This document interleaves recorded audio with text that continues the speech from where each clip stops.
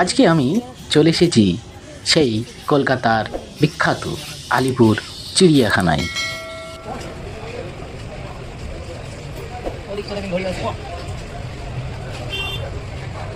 এখন আমি চিড়িয়াখানার ভিতরে প্রবেশ করব, তার জন্য আগে টিকিটটা কেটে নেব।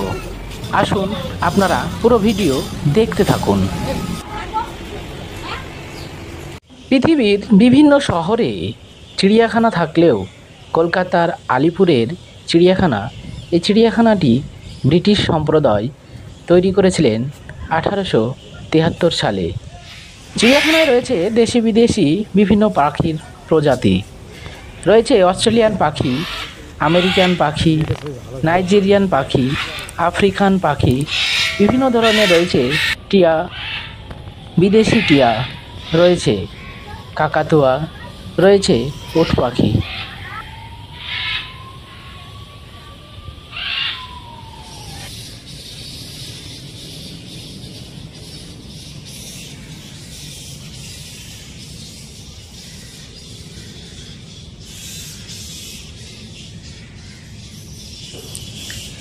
চিড়িয়াখানায় রয়েছে রয়্যাল বেঙ্গল টাইগার, আফ্রিকান সিংহ।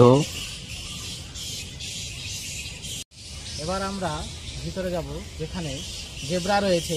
আসুন আপনাদেরকে দেখাই সে জেব্রা। জাগুয়ার, জলহস্তি, ভারতীয় এক সিংহ গন্ডার। আরও রয়েছে কনুর, লরি, অনেক ধরনের পাখি রয়েছে বিভিন্ন প্রজাতির। তার সঙ্গে রয়েছে অসংখ্য কুমির, কয়েক জোড়া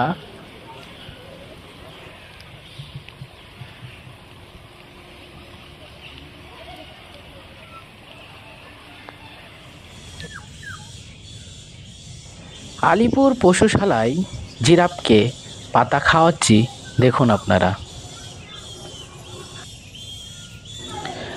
1876 সালে চিড়িয়াখানাটি প্রতিষ্ঠিত হয়। এর আয়তন প্রায় 45 একর। এটি অধুনা মৃত অদ্বৈত নামক একটি অ্যালেন্ডার দৈত্যকার কচ্ছপের আবাসস্থল হিসাবে খ্যাতি অর্জন করেছিলেন। তার মৃত্যুকালে তার বয়স ছিল 250 বছরেরও বেশি।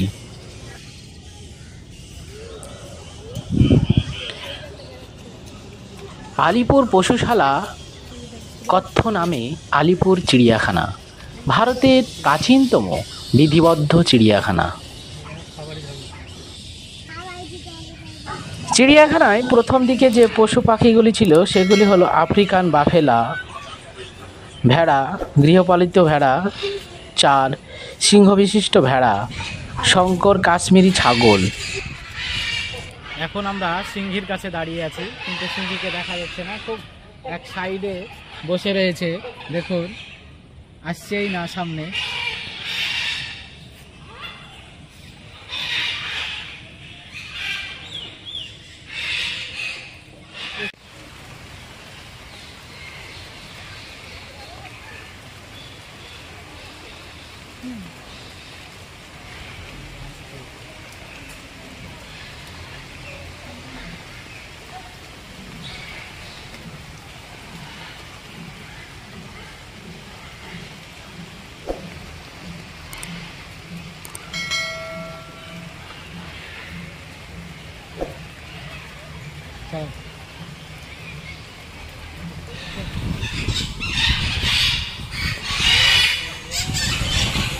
চিড়িয়াখানায় রয়েছে দেশি বিদেশি বিভিন্ন পাখির প্রজাতি।